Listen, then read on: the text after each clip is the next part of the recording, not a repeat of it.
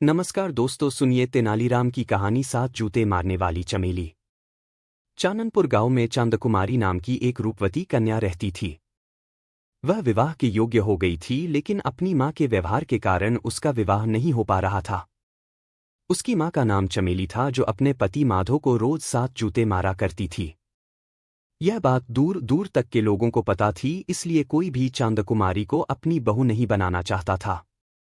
वहीं दूसरी तरफ तेनालीराम की बुद्धिमत्ता के कारण दरबारियों के साथ साथ उसके कुछ रिश्तेदार भी उससे जलते थे। एक बार तेनालीराम घर पर आराम फरमा रहा था कि अचानक उसका एक दूर का रिश्तेदार चांदकुमारी का रिश्ता लेकर उसके घर पहुंच गया। वह भी तेनालीराम से जलने वालों में से एक था। वह तेनालीराम के पास जाकर बोला, मैं एक रिश्ता लेकर आया हूं, तुम अपने छोटे भाई का रिश्ता ले लो। वह ये नहीं जानता था कि तेनालीराम का कोई भाई नहीं है। फिर भी तेनालीराम ने लड़की के बारे में पूछा, आखिर लड़की कैसी है, उसके बारे में कुछ तो बताओ। वह बोला, लड़की का नाम चांदकुमारी है। वह बहुत ही सुंदर है।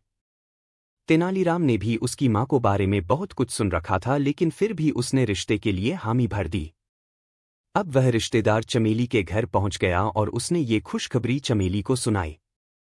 चमेली यह खबर सुनकर बहुत खुश हो गई और उसने बहुत जल्दी शादी का मुहूर्त निकलवाकर उसे बता दिया।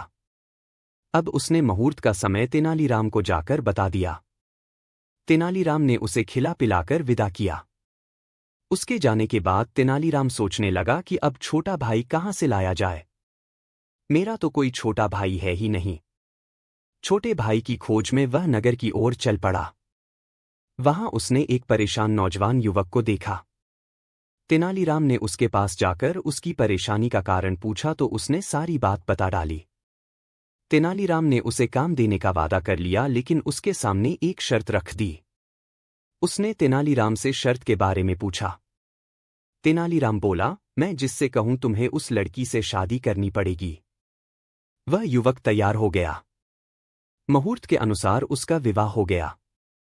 चांदकुमारी को विदा करते समय उसकी मां ने उसे भी अपने पति को रोज जूते मारने की सलाह दी। चमेली बोली, बेटी, मैंने तेरे पिता को अपने वश में कर रखा है। अगर तू भी अपने पति को अपने वश में रखना चाहती है तो तू अपने पति को 7 की जगह रोज 15 जूते मारना।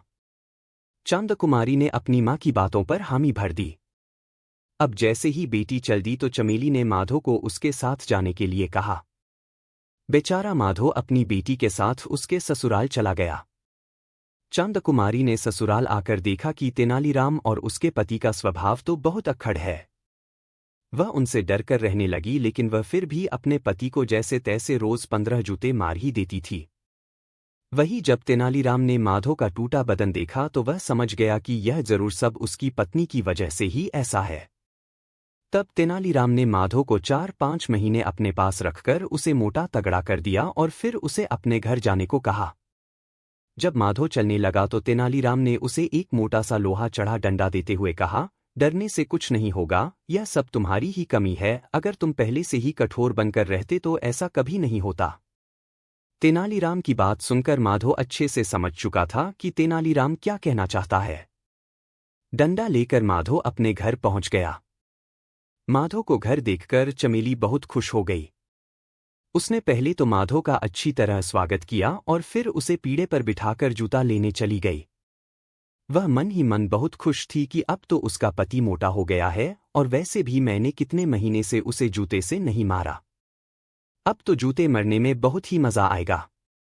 जैसे ही वो जूता लाकर माधो को मरने चली तो माधो ने उसे डंडे से पीटना शुरू कर दिया। चमेली जोर जोर से चिल्लाने लगी, जिसकी वजह से आसपास के लोग वहां आ गए और जैसे तैसे उसे पीटने से बचाया। उसके बाद से उसने कभी भी माधो को नहीं मारा और अब वह जैसा कहता चमेली वैसा ही करती।